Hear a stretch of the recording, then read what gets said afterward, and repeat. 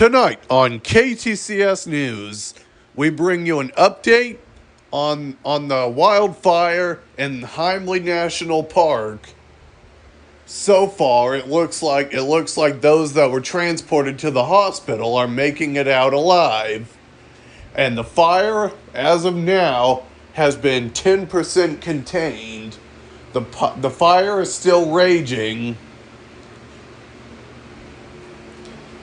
This fire has been prompting multiple evacuation calls throughout the area.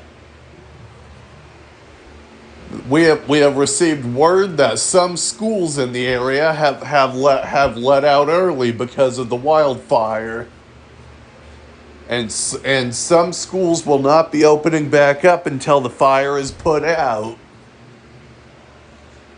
Until next time, I'm James Barth on KTCS News.